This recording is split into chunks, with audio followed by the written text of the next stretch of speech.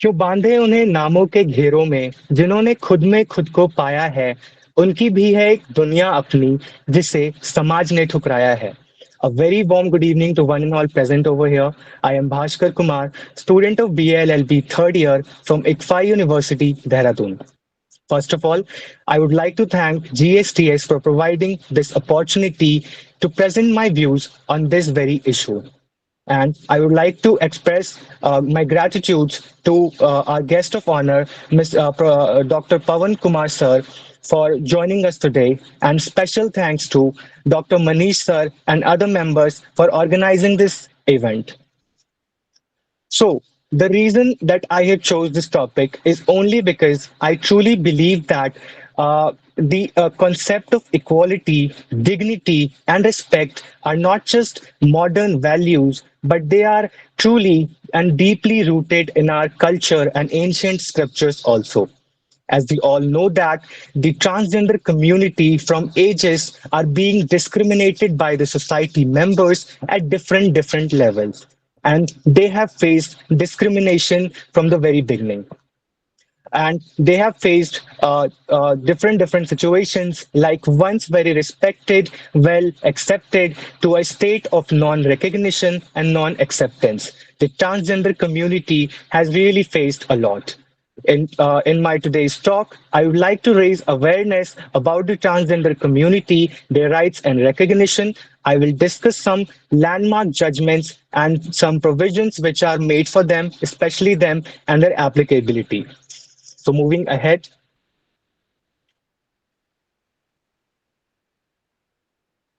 the objectives of my presentation. The objectives of my presentation would be mainly to discuss the transgender struggles and the fights that they have fought from very beginning, and they have struggled to stand or make them established in the society to their rights, which are enshrined and guaranteed by the recent judgments in this by the Honorable Supreme Court, and at last to promote inclusivity, because we all know that the transgender community, being a minority one, has faced discrimination, challenges, and stereotypes from the society, and they are not treated rightly and in a right manner.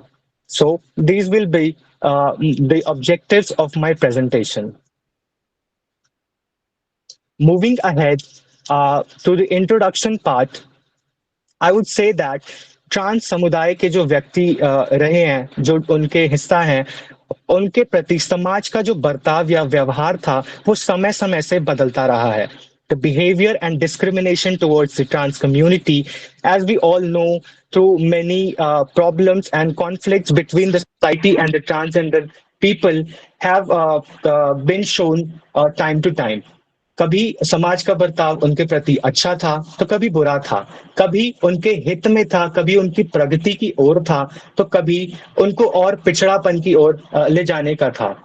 जैसे कि जो Britishers आए, colonisation हुआ, उसके बाद से जो trans community थी वो मुख्य धारा से निकल गई, और उसके बाद the transgender community was forced to live in a vulnerable condition in which they were forced to do some prohibited act or different things which were kind of undignified jobs and other things.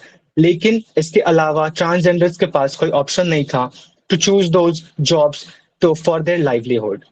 Now this led to societal discrimination.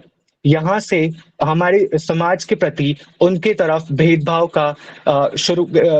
की शुरुआत हुई, क्योंकि अब ये जो शुरुआत थी, इसके कारण जो ट्रांसजेंडर पीपल थे वो बहुत ही ज्यादा जज होते थे because of their dressing, because of their expression and many more things.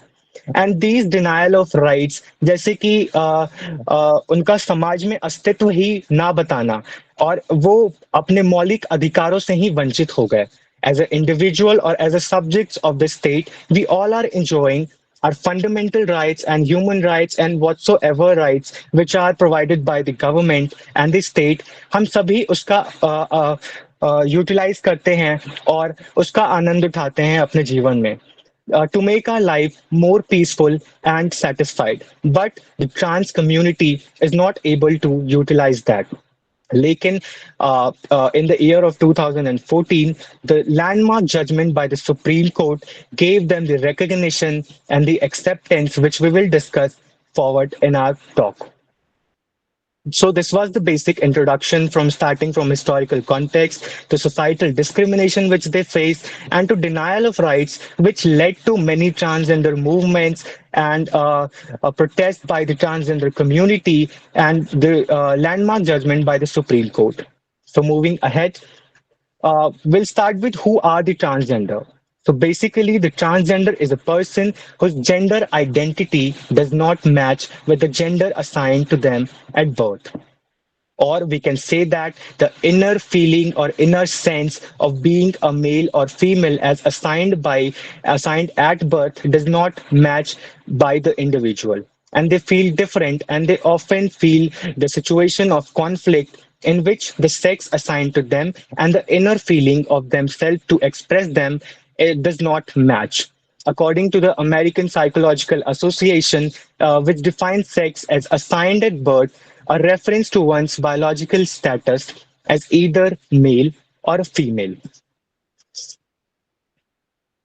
Moving ahead, whereas it stated that the gender refers to the societal or behavioral aspects. Now the transgender बहुत लोगों का ये सवाल होता है और हम सभी ये कई बारी सोचते हैं, बहुत लोग हम में से मेजॉरिटी में, कि ये ट्रांसजेंडर अचानक से कैसे उभर रहे हैं या फिर इन्हें राइट्स की क्यों जरूरत है। हम अक्सर उनके अस्तित्व के ऊपर प्रश्न खड़े करते हैं कि उनकी सोसाइटी में योग्यता क्या है। तो मैं इस पे कहना चाहूंगा कि हमारे पास्ट में there has been beautiful representation and reference of the trans community and transgender identities.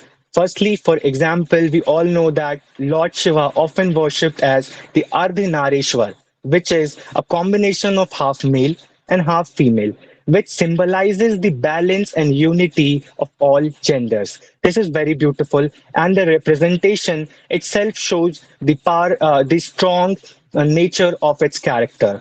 Apart from this, we all know that Shikhandi from Mahabharata was a transgender warrior which has played a very crucial role in the Battle of Kurukshetra. And in Mahabharata also, the Arjuna who played the character or transformed into Brihanala, who was a transgender, and she used to teach music and was a dance teacher. इसमें बहुत ही सराहनीय बात ये थी कि ब्रिहनला के चरित्र को कभी भी वीक या फिर प्रताड़ित फॉर्म में नहीं दिखाया गया, बल्कि that character was shown as a strong and powerful and fearless character जिनकी बाद में युद्ध में बहुत ही महत्वपूर्ण भूमिका थी, जो कि आज के समाज में हम सभी ट्रांसजेंडर की जो भूमिका जो अपने मन में एक इमेज ले आते हैं that they are weak, they are always asking for something, asking for their rights. तो ऐसा पहले नहीं था, पहले बहुत ही अच्छे तरीके से उनका वर्णन होता था, समाज में एक बहुत महत्वपूर्ण भूमिका थी जो समय के साथ साथ बदलते रही। हालांकि अभी की परिस्थिति में उनके राइट्स एंड रिकॉग्निशन मिलने के बाद, उनकी लीगल एक्सेप्टेंस होने के बाद परिस्थिति में बहुत अंतर आया है, जो बहुत पॉजिटिव और अच्छे वे में है। Moving ahead, these are the kinds of discrimination that the transgender community faces at different levels. ये सबसे पहले जो रिजेक्शन होता है ये ट्रांस समुदाय के व्यक्ति का, वो उसके खुद के अपने घर से ही होता है। It starts with the disowning by the parents, siblings and their relatives etcetera. तो अगर यहाँ से उन्हें फैमिली रिजेक्शन मिलती है तो उसके बाद they have no option other than to leave the home and live in a vulnerable condition, जहाँ पे उन्हें अपनी रोजी रोटी चलाने का, अपने लाइवलीहुड को अच्छे से मेंटेन करने के लिए कुछ जॉब्स करने पड़ते हैं जो अनडिग्निफाइड होते हैं, जैसे कि बेगरी, बधाई, sex work etcetera, because they have no option other than this. Moving ahead, this leads to the societal discrimination.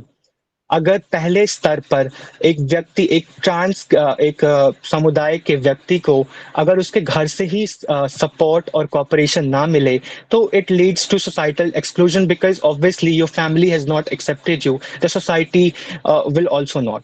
And society की अपनी बहुत टाइम से ऑर्थोडॉक्स विचारधारा रही है, जिसमें कि वो कई बार ट्रांस समुदाय के व्यक्तियों को रिस्पेक्ट से नहीं देखते हैं, उनको अच्छे नजरिए से नहीं देखते हैं, बल्कि उन्हें हमेशा एक बुरी नजर से देखते हैं, that they are the burden on the society, but in reality they are not.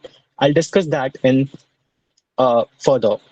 And this leads to like economic challenges, healthcare inequalities, because in healthcare, the government, although the government has passed many provisions and many regulations regarding the healthcare and their protection in healthcare, but still they are not able to get the best healthcare benefits provided to them, because the doctors or the treatment in the hospital is not good towards them, और वो उनको अच्छे medical treatments नहीं मिलते हैं, and the doctors simply deny in many cases if they have severe issues like the sexually transmitted disease, which is very common in transgenders.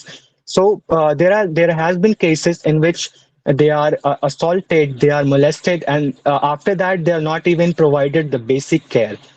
Although इसको लेके हमारे देश में एक केस था, Vishakha versus state of Rajasthan, जिसमें सेक्सुअल असॉल्ट और molestation जो वुमेन के खिलाफ होता है, उसके लिए सुप्रीम कोर्ट ने कुछ गाइडलाइंस और निर्देश दिए थे. वही गाइडलाइंस यहाँ पे भी फॉलो होंगे, जिसमें कि अगर अब कोई ट्रांस व्यक्ति किसी कंपनी या कहीं किसी जगह पे काम कर रहा है, तो उसको वो प्रोटेक्शंस मिलेंगे from being sexually assaulted by the company members or other persons. So these are some.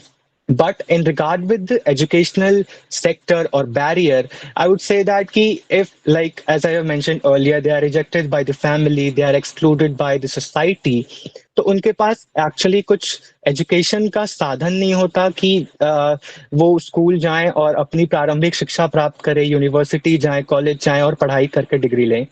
But और ऐसा दिखा है कि the average literacy rate among the transgenders in India is 57%, quite less as compared to the other nationals, which is 74.07%. मैं आपको बताऊंगा कि ऐसे ही ट्रांसजेंडर की जो जनसंख्या है वो हमारी साधारण जनसंख्या से बहुत कम है, और उसमें भी उनकी जो लिटरेसी रेट है, जो साक्षरता दर है, वो कितनी कम है. तो हम इससे अंदाजा लगा सकते हैं कि जब उनकी प्रारंभिक शिक्षा ही कंप्लीट नहीं हुई है, तो how are they suppose to get jobs in respected companies and in government sector. This is very very difficult for the transgender, और इसी कारण से वो इकोनॉमिक चैलेंजेस फेस करते हैं. हालांकि गवर्नमेंट की बहुत सारी पॉलिसीज थी जिनका मकसद था कि ट्रांसजेंडर की जो लिटरेसी रेट्स हैं उसको बढ़ाया जाए. जैसे कि कोची में एक पहला ट्रांसजेंडर के लिए स्कूल बना था, विच वाज नेम्ड एज सहज international school, and the very motive of this school was to educate the trans individuals or adults who dropped out from the school and have not completed their 10th and 12th education. तो ये school उन सभी trans समुदाय के व्यक्तियों को प्रारंभिक शिक्षा और बोर्ड्स की तैयारी करवाता है, और उन्हें 10वीं और 12वीं की डिग्री देता है, which makes them eligible for further study in higher universities और गेट देम वांटेड और desired jobs. Similarly, in 2021, Kinnar Vidyalaya, a school by non-profit organization Sri Mahashakti Charitable Trust, was inaugurated in Maharashtra. और इसका मूल उद्देश्य सिर्फ इतना था कि जो ट्रांस समुदाय और वर्ग के व्यक्ति हैं, उससे संबंध रखने वाले हैं, उनको फ्री एजुकेशन दी जाए. क्योंकि as stated earlier, the literacy rate among them is obviously low, और उनका शिक्षा जो स्तर है वो भी कुछ खास अच्छा नहीं है. तो ये महाराष्ट्र में ये बहुत ही अच्छा एक प्रावधान आया था, जो कि श्री महाशक्ति चैरिटेबल ट्रस्ट लाए थे, जिसमें उन्होंने किन्नर विद्यालय की स्थापना की इस उद्देश्य के साथ कि वो ट्रांसजेंडर्स को फ्री एजुकेशन दे पाए. And this has been quite beneficial for them. Similarly, moving ahead, the new education policy in 2020 also included and showed it concern towards the transgender community. क्योंकि उनकी लिटरेसी रेट, उनके employment rate और उनकी बाकी सारी जो data है उसको मेंटेन रखने के लिए and to provide them the basic awareness about their own rights, it's very educated, it's very important to get educated. Therefore, NEP में भी कुछ प्रावधान हैं to empower the trans education। उसी के साथ साथ राइट टू एजुकेशन के तहत, as it includes the trans children who are not educated and the trans adults within the category of disadvantaged section are eligible for 25% of reservation। This is quite a beneficial provision जो कि एक trans समुदाय की education rate को बढ़ाने में असरदार साबित हुआ है। And but in the sector of employment, I would say that according to a study of a National Human Rights Commission in 2018, almost 96% of transgenders are denied jobs and are forced to take low-paying jobs or undignified work for their livelihood, जैसा कि मैंने पहले भी बताया, which are पढ़ाई, sex work and begging, because they have no options. Abhi, and in 2017, the Human Rights Commission study shows that half of the transgender community never went to school. As I have mentioned, the data by the National Human Rights Commission regarding the employment, मैं आप सभी से एक बहुत ही सरल सा सवाल पूछना चाहूंगा कि इतनी डिग्रीज हासिल करने के बाद, इतनी स्किल्स अक्वायर करने के बाद और एक पर्टिकुलर जॉब के लिए काबिल बनना, और उसके बाद भी you are denied the job that you are applying for, is this fair?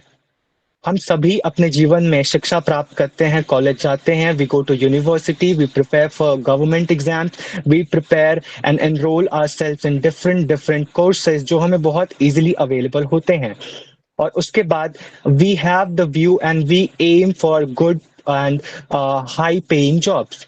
तो हमें बहुत अच्छे चांसेस होते हैं हमारे that we get those jobs also, but in the community, in this minority community, they are not getting jobs. Even after getting so and so educational degrees, skills, and passing out from renowned universities, they are not able to get the jobs. और इसके कारण उनके पास कोई option नहीं होता है to go for the other things which are prohibited in society and which are not viewed by the society as a good way to live, but they have no options. So these are some institutions of discrimination. और यहाँ हमने देखा कि ये जो भेदभाव का जो पहला स्तर होता है वो उस व्यक्ति के खुद के घर से होता है, उसके अपने माता पिता, बाय देयर ओन सिबलिंग्स, उनके अपने रिलेटिव से होता है जो उसके प्रति एक भेदभाव का नजरिया रखते हैं।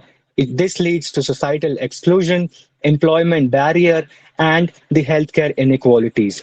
These are the forms of discrimination that they face. Now, moving ahead, talking about the some legal rights and protection which are given for the third gender.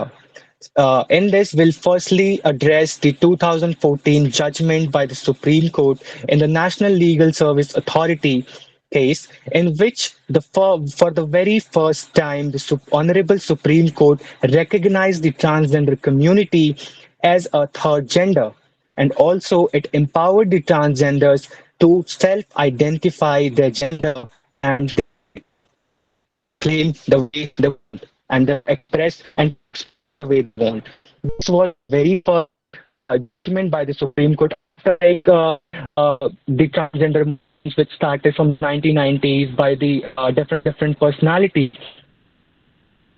This was the first judge recognize them. इससे पहले उनके पास मौलिक अधिकारों का को exercise करने का भी कोई ऑप्शन नहीं था. They had no option to live peacefully, to get rights which we are getting as a fundamental right, human rights. Similarly, in 2019, the Transgender Person Protection of Bills came, और इस act में बात की trans समुदाय के व्यक्तियों को जो डिस्क्रिमिनेशन, जो challenges, जो stereotypes, all the problems in almost all sectors, be it employment, education, healthcare, and be it any other sector in the society. It discussed about them, discussed that how community in the society and a medium to empower them in all sectors so that all can grow and develop. This was in the year of 2019, and similarly in 2019 there was the marriage equality progress 2019 में पहली बार Madras high court ने एक transgender women को यह अधिकार दिया कि वो अपनी मर्जी से किसी मैरिज में जा सकती है. Bhaskar, can you interrupt you? Can you switch off your camera because some network issue is going on? So you can switch off your camera and carry forward. Go ahead. Am I audible now? Yes, go ahead. Okay. 2019 में हमने देखा कि Madras high court था और उन्होंने trans women को अधिकार दिया कि वो एक मैरिज इंस्टीट्यूशन में आ सकती है अपनी मर्जी से. इससे पहले ट्रांसजेंडर्स को उनके खुद के फंडामेंटल राइट्स ही अवेलेबल थे. Right was obviously nowhere, but in 2019 this the transgenders to marry the person of their choice. Also, I would like to mention that the Article 21A, which talks about the inclusive education mandate, जिसकी जो बच्चे जो trans समुदाय के बच्चे हैं 6 से 14 साल की उम्र के, उनको बेसिक शिक्षा प्राप्त हो.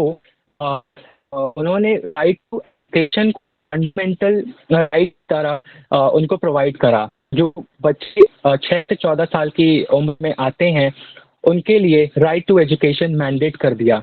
और इससे पहले ट्रांस समुदाय में एजुकेशन के लिए ऐसा कुछ प्रावधान नहीं था, लेकिन 21A के आने से उनको शिक्षा के लिए ये सारे प्रावधान मिल गए. Apart from this the article 15 and 16, 21 ये सारे हमारे इंडियन कॉन्स्टिट्यूशन के बहुत ही बेसिक राइट्स हैं जो हम सभी इंजॉय करते हैं.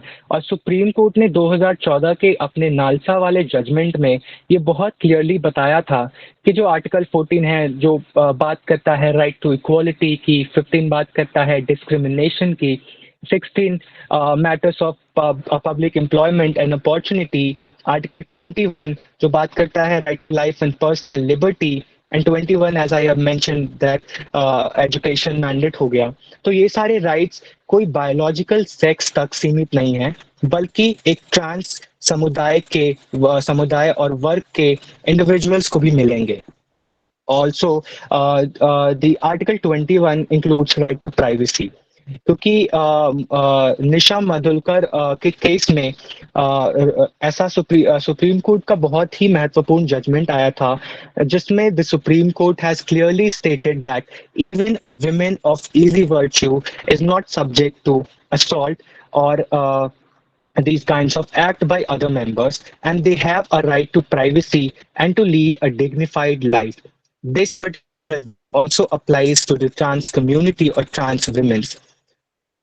Now moving ahead, the transgender population in the decade. According to the last census, the overall population of the transgender in India was 4,87,803. And the trans population in states of Uttar Pradesh, Andhra Pradesh, Maharashtra, Bihar, and West Bengal was the highest, and the states having low transgender population, Arunachal Pradesh, Goa, Nagaland, Puducherry, and Mizoram. Since ये जो emergence हुआ था इस time पे तो transgender movements का, तो उसमें शबनम मसीह who became the first transgender to be elected to public office in India as a member of Legislative Assembly in Madhya Pradesh from 1998 to 2003. तो ये कह सकते हैं कि उस 1990 के दशक में शबनम मौसी वॉज द ट्रांस एक्टिविस्ट जिन्होंने ट्रांस समुदाय के हक की बात की और उनके अधिकारों की मांग की. इसके साथ साथ उन्होंने पॉलिटिकली अपने करियर को एस्टैब्लिश करा और लेजिस्लेटिव असेंबली में एक मेंबर के रूप में निर्वाचित हुई. Moving ahead, These are some case laws which advance the rights of transgenders. जिसमें कि नालसा के जजमेंट्स जिन्होंने ट्रांस समुदाय को सबसे पहली बार रिकॉग्निशन दिया, लीगल आइडेंटिटी दी, क्योंकि इससे पहले trans community was not even recognised and उनकी कोई आइडेंटिटी नहीं थी सोसाइटल व्यू में. तो this particular case was very important, followed by the partner rights which were upheld by the Odisha High Court. और इसमें चिन्मय जेना वर्सेस स्टेट ऑफ उड़ीसा के case में हाई कोर्ट ने ऑनरेबल हाई कोर्ट ने ट्रांसजेंडर को एक चॉइस दिया था अपने चॉइस के पार्टनर के साथ रहने का, जो पहले नहीं था. इसी के साथ साथ जैसा कि मैंने पहले भी बताया कि the marriage rights were affirmed and it was in the case of Arun Kumar state inspector general of registration 2019, जिसमें कि ट्रांसजेंडर वुमेन को मैरी करने का अधिकार मिला. Moving forward, talking about some prominent personalities in trans community. Although the trans community is quite low in the literacy rate, the employment rate, लेकिन कुछ exceptions हैं जिन्होंने सारे odds के खिलाफ खड़े होकर अपने हक की मांग की. उसमें से एक हैं Lakshmi Narayan Tripathi. Born and brought up in a Brahmin family, now she is designated as Acharya Mahamandaleshwar of Kinnar Akhada. Lakshmi इसी के साथ साथ डांसर हैं, कोरियोग्राफर हैं, स्पीकर हैं और ये बहुत से टीवी शोज का हिस्सा भी रह चुकी हैं, जैसे कि बिग बॉस और बहुत सारे टॉक शोज जो आते थे. And she is a very good speaker. इसी के साथ साथ लक्ष्मी नारायण त्रिपाठी ने इन द ईयर ऑफ 2007 इन्होंने अस्तित्व नाम के एक एनजीओ की स्थापना की, जिसका उद्देश्य है कि सेक्सुअल माइनॉरिटीज के लिए काम करना, और ये उनके प्रोटेक्शन, उनके राइट्स, उनके सारे अधिकारों के लिए लड़ता है और उन्हें अपने एनजीओ में एक जगह देता है जिन्हें समाज से नहीं मिली. And also, apart from this, Lakshmi has also represented the trans life of Asia Pacific at United Nations General Assembly President's Office. These are some achievements by Lakshmi Narayan Tripathi, and she is well known in today's society and well established. Moving ahead, now coming to Sri Gauri Sawant. Gauri was born as Gaurav, but later identified as Gauri. Gauri एक transgender activist हैं मुंबई से, और इसी के साथ साथ वो सखी चार चौगही की डायरेक्टर हैं और इन्होंने आजी का घर स्टैब्लिश करा जो वर्क करता है माइनर गर्ल्स की. बेसिकली जो सेक्स वर्कर्स हैं उनके जो बच्चे हैं, जो माइनर गर्ल्स हैं, ये आजी का घर provides a home and looks for them in all manner. And it was a very good and social initiative taken by Sri Gauri Sawant. Also, she was featured in the advertisement of Wix, and she is now she is the Goodwill Ambassador of Election Commission in Maharashtra in 2019. इसी के साथ साथ 2023 में एक TV web biopic series आई थी इनकी जीवनी के ऊपर, जिसका नाम था ताली, जो कि Sushmita Sen farmer miss universe के द्वारा निभाई गई थी. इससे ये दिखता है हमें कि despite all the challenges and stereotypes faced by the transgender community, these are some characters or personalities which fought against all the odds, और इन्होंने चुना अपने अधिकारों की लड़ाई और अपने आप को समाज में वेल स्टैब्लिश करा. इसी के साथ साथ आगे these are some Indian transgender peoples who were first in their fields. So, like the India's first transgender lawyer, Satyashri Sharmila, first judge, Jyotika Mondal, first police officer, Pritika Yashini, first college principal, Manabi Bandyopadhyay, first MLA, Shabnam Mosi, and many more. So, it can be said that when provided right opportunity at right time, and equality in matters of fundamental rights and human rights, like we are getting, if they get, they also can contribute in the society, as we have seen earlier in the case of Lakshmi and Gauri. and also they can grow themselves, and they can fought for other people also, fight for other people also. They all the individuals जो अभी screen पे हैं, इन सभी ने अपने जीवन में अपने अपने क्षेत्र में कामयाबी हासिल की और सारे ऑड्स के खिलाफ जाके अपने आप को एस्टैब्लिश करा और एक पीसफुल लाइफ की तरफ गई. Now coming to the conclusion, what I want and what is the conclusion of my talk. So I would say that despite having so many advancements and legal frameworks and different provisions made for the transgender community, the first and foremost step is societal acceptance. जब तक हम उन्हें accept नहीं करेंगे निजी तौर पे eight ground level, the all the provisions will not work benefit. जैसा कि हर सिक्के के दो पहलू होते हैं, तो यदि इस क्षेत्र में पहला पहलू है गवर्नमेंट की पॉलिसीज, तो दूसरे पहलू हैं हम भारत की जनता. जब तक हम उनको एक्सेप्ट नहीं करेंगे, हम उनके तरफ इंक्लूसिव नहीं होंगे, हम सपोर्ट नहीं करेंगे, ऑपरेट नहीं करेंगे, तो ये सारे लॉज उतने अच्छे तरीके से काम नहीं करेंगे जितने की करने चाहिए. As it is evident that there are quite good provision of laws, acts made for the transgender recently, but as I have said that despite having these, we lack in cooperating with them and supporting them as society. And also, we all know that the scope of these laws are very limited and restricted, and it needs societal acceptance also. अंततः मैं कहना चाहूंगा that let us all be kind and compassionate towards the third gender and show kindness towards them and promote inclusivity and think beyond the labels.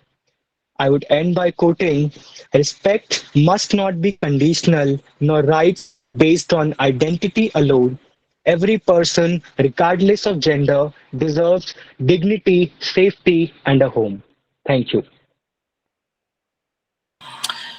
Thank you so much, Mr. Bhaskar, for such a thought-provoking session.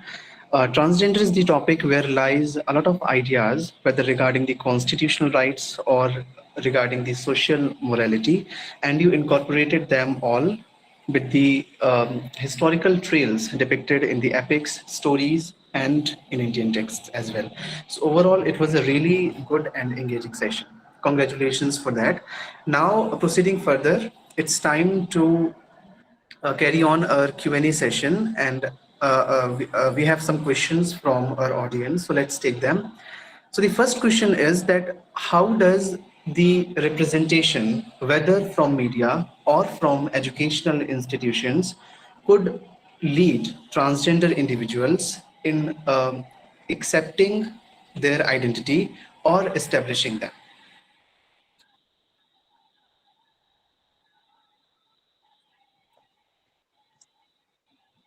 Should I repeat the question, Mr. Bhaskar? Yes, please. I was not getting your voice. Can you please repeat it? Okay, I think Salendra, I want to interfere. Why not we directly go to the guest of honor, because the Bhaskar's network is not properly working, so we can switch to guest of honor. It will be better. Huh? Yeah, sure, sir. So thank you so much, Mr. Bhaskar. Because of the network glitches, we have to cancel the Q&A session, and we are directly moving to our guest of honor once again for his final remarks. So I would like to invite Dr. Pavan Kumar once again for his final remarks over the topic, and over the initiative itself. Please, sir.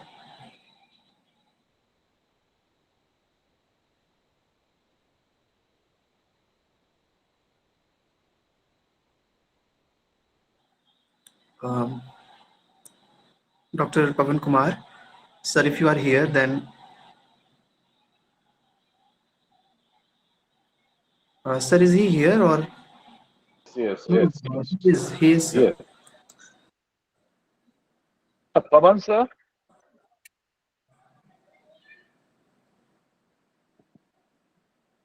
Kindly unmute yourself, because he joined because due to the heavy rain, maybe the network issue. Hello हाँ Manish ji, Yes, sir. मेरी आवाज Yes, आ रही है sir. क्या? आ रही है, मैं एकदम आ रही है. मैं जो है मेरे फोन में शायद कुछ दिक्कत आ रही है, तो Yes, मुझे sir. दूसरा No फोन issues, लेना sir. पड़ा. तो नहीं, मैं आपकी आवाज आ रही है सबसे सर, आप। जी हाँ, जी जी यस सर। जी जी सबसे बस आपसे पहले तो यही। हाँ, हाँ यस सर। जी, सबसे पहले तो मैं भास्कर को ये कहना चाहूंगा कि भास्कर ने एक बहुत अच्छा प्रेजेंटेशन अपना दिया है, और बहुत सारी ऐसी बातें भास्कर ने रखी जिसकी सच में समाज को बहुत ज्यादा जरूरत है। और उनके प्रेजेंटेशन में कई ऐसे मुद्दे, खास तौर पर जो transgender people protection of right 2019 की चर्चा उन्होंने की, वो बड़ी काबिले तारीफ है। मैं भास्कर को ये कहना चाहूंगा कि इसके साथ साथ यहाँ जब उन्होंने इसकी चर्चा की, कहीं ना कहीं वो आगे भविष्य में अपने अपनी स्टडी के अंदर उन मुद्दों की तरफ भी अब ध्यान आकर्षित जरूर करें। बल्कि मैं तो ये कहूंगा कि ये समाज में हम सबके लिए ही जरूरी भी है कि ऐसे ऐसे कल्याणकारी वेलफेयर जो स्कीम्स हैं, ऐसे प्रोग्राम्स हैं जो ट्रांसजेंडर कम्युनिटी को मुख्य धारा से जोड़ने की दिशा में काम करें।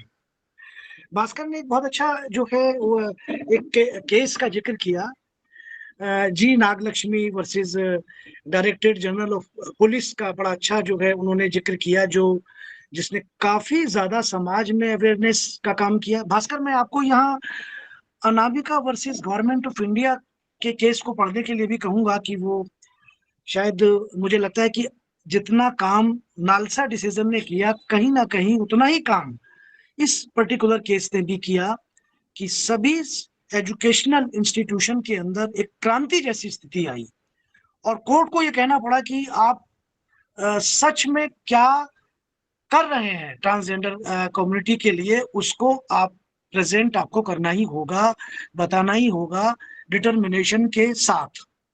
ये बहुत जरूरी है।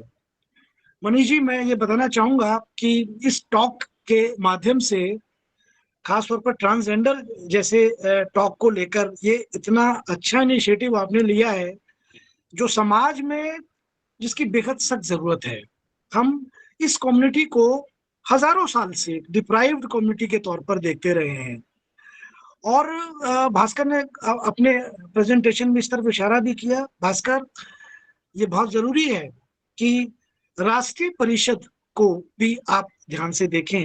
रूल 2020 की मैं बात कर रहा हूं, जहां सरकार ने कुछ एनजीओज और गवर्नमेंट ऑर्गेनाइजेशन को मिलाकर कुछ ऐसे परिषद, एक ऐसी काउंसिल को बनाने की बात रखी। काउंसिल अपना काम कर रही है, लेकिन जन आकांक्षाओं की दृष्टि से धरातल पर जो कार्य होना चाहिए, उस धरातल के कार्य में कहीं ना कहीं आम व्यक्ति कैसे जुड़े, और जाहिर सी बात है शिक्षा से ही जुड़ेगा, एजुकेशन से ही जुड़ेगा। स्माइल जो एक बहुत प्रोमिनेंट स्कीम है ट्रांसजेंडर कम्युनिटी के लिए, बहुत जरूरी है इसके ऊपर जो है ठीक से समझना, उसको कहीं ना कहीं अपने बिहेवियर में जोड़ना। प्रधानमंत्री Jan Arogya Yojana for transgender community, कितना जरूरी है इसके ऊपर चर्चा करना, क्योंकि मेडिकल का जिक्र आपकी बातचीत में आया। आपने इशारा जरूर किया कि मेडिकल पॉइंट ऑफ व्यू से ट्रांसजेंडर कम्युनिटी को जितना ज्यादा सहना पड़ रहा है, जितना ज्यादा वो एक अपने आप को एक बड़ी विचित्र सी स्थिति में पाते हैं, खासतौर पर मेडिकल फैसिलिटीज की जब बात आती है। आयुष्मान भारत योजना के तत्वाधान के अंतर्गत ट्रांसजेंडर के लिए भी योजना है, और इसकी एक जो पब्लिसिटी वो जन जन के बीच कैसे हो, ये सोचने का विषय है। गरिमा गृह योजना बड़ी ही जो है वो एक बहुत अच्छी योजना है ट्रांसजेंडर कम्युनिटी के लिए, गरिमा गृह योजना। मैं देख रहा था कि इसके अंतर्गत हमारे दिल्ली जहांगीरपुरी के अंदर, नंद नगरी के अंदर, सुदामापुरी एक जो है वो कम्युनिटी पड़ती है, वहां इस तरह के सेंटर्स अपना काम कर रहे हैं। ट्रांसजेंडर सुरक्षा प्रकोष्ठ, सरकार कहती है कि 11 से ज्यादा स्टेट्स के अंदर ऐसे सुरक्षा प्रकोष्ठों को बनाया गया है, ऐसे बहुत सारे ट्रांसजेंडर वेलफेयर बोर्ड बनाए गए हैं।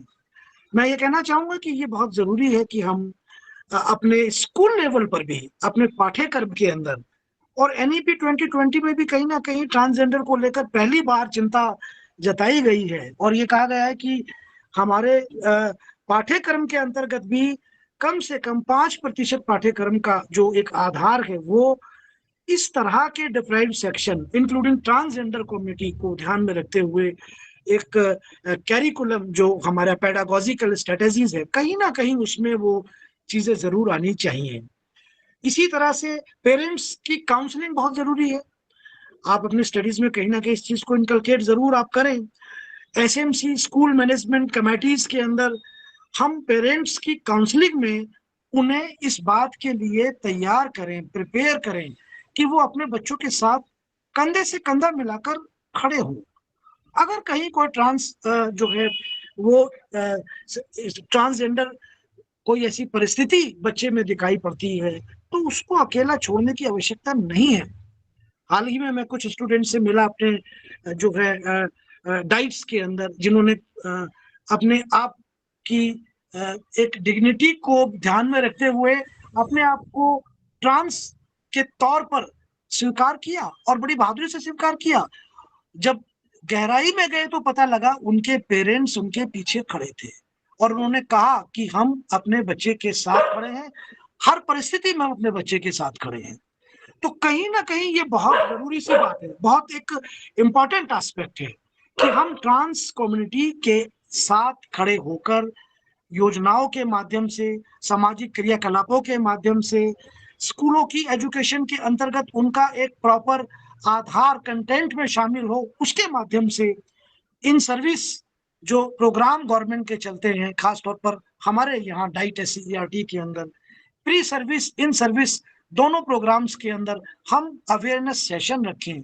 दिल्ली के 72,000 टीचर्स हर साल SCERT के तहत ट्रेनिंग लेते हैं। हमने आधे दिन का एक सेशन रखा है जहां हमने जेंडर स्टडीज में ट्रांसजेंडर को रखा है और ट्रांसजेंडर के बारे में हम खुलकर बातचीत कर रहे हैं। और आप ये जानकर आपको भी अच्छा लगेगा कि लोग खुलकर सामने आ रहे हैं। और भास्कर, आपने Arun Kumar versus inspector general के केस को बहुत अच्छी तरह से बताया। मैं आपको बहुत बधाई दूंगा और इससे भी ज्यादा मैं मनीष साहब को जो है इस बात के लिए बहुत ही कांग्रेचुलेट करूंगा। मनीष साहब की आप सच में मैं चूंकि बहुत पूर्व पहले से परिचित हूँ, आप अपने जो बेवाक और इस तरह के डिसीजन टेकिंग सीक्वेंस को लेकर पॉपुलर रहे हैं और निश्चित रूप से आप जैसे व्यक्तित्व की देश को बड़ी सख्त जरूरत है।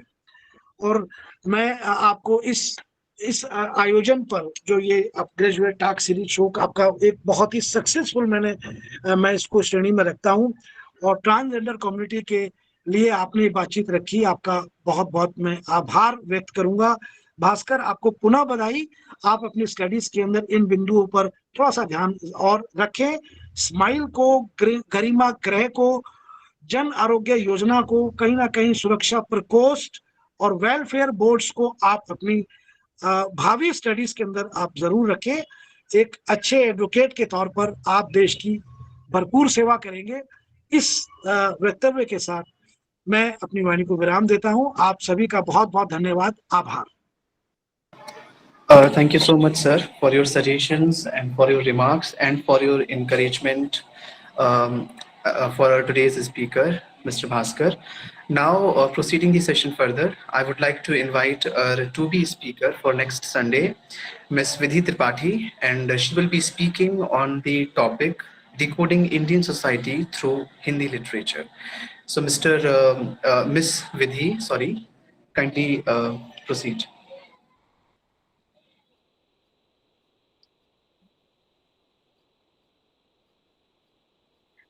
Jai Hind, everyone.